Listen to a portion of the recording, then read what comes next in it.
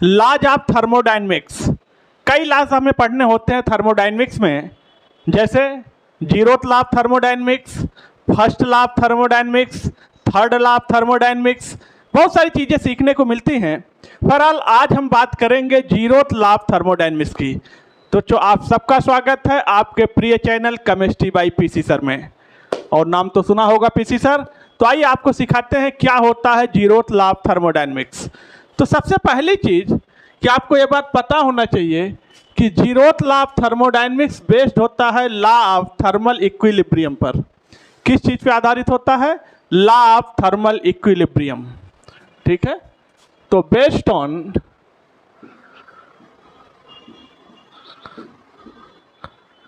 Law of thermal equilibrium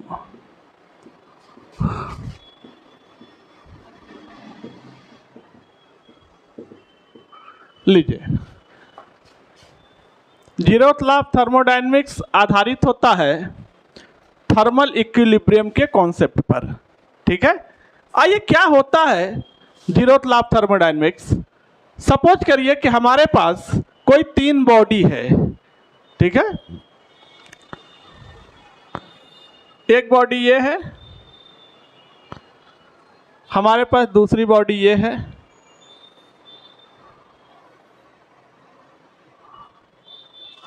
और हमारे पास कोई तीसरी बॉडी है ये।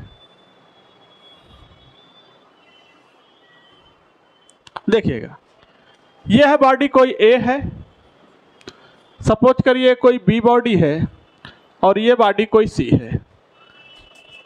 अगर हम ये बात कहें आपसे कि ए और बी आपस में इक्विलिब्रियम में हैं, तो A and B in equilibrium,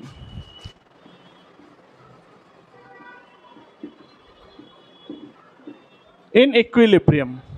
तो इसका मतलब यह हुआ कि temperature of A is equal to temperature of B, यानी ए का टेम्परेचर और बी का टेम्परेचर इक्वल हो गया, क्योंकि ए और बी इन इक्विलिब्रियम, ये दोनों बॉडी आपस में इक्विलिब्रियम में हैं। तो इसका मतलब क्या है? Temperature of body A and temperature of body B ये दोनों बराबर हैं, राइट। तो ये दोनों बॉडी क्या है? इक्विलिब्रियम में हैं। लीजिए, इन इक्विलिब्रियम। अब अगर हम आपसे कहें कि ए और सी भी आपस में इक्विलिब्रियम में हैं, तो इसका क्या मतलब है? A and C in equilibrium.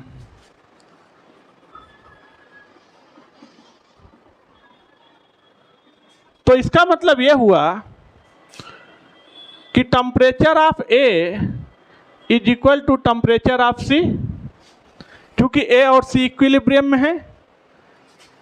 ये देखिए, ये बॉडी और ये बॉडी भी इक्विलिब्रियम में है, ए और सी।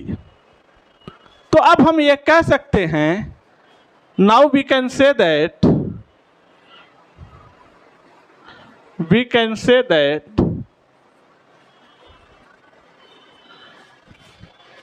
B and C are also in equilibrium. B and C are also in equilibrium. देखिएगा, यानी अब हम ये बात कह सकते हैं कि temperature of B is equal to temperature of C।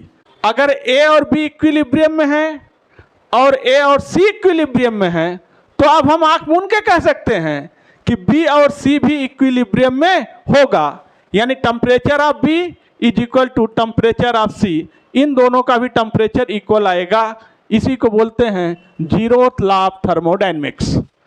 अगर एक बॉडी दूसरे बॉडी के इक्विलिब्रियम में है और ये पहली वाली बॉडी तीसरे बॉडी के इक्विलिब्रियम में है, तो तीसरी बॉडी दूसरी बॉडी के इक्विलिब्रियम में 100% होगा। इसी को बोलते हैं जीरोथ लॉ ऑफ थर्मोडायनेमिक्स। तो बच्चों आप लोग वीडियो को लाइक करिए, चैनल को सब्सक्राइब करिए, बेल आइकन हिट करिए और लिंक को अपने फ्रेंड्स में शेयर कर दीजिए। फिर आपसे मिलते हैं नेक्स्ट वीडियो में, तब तक के लिए थैंक यू, धन्यवाद।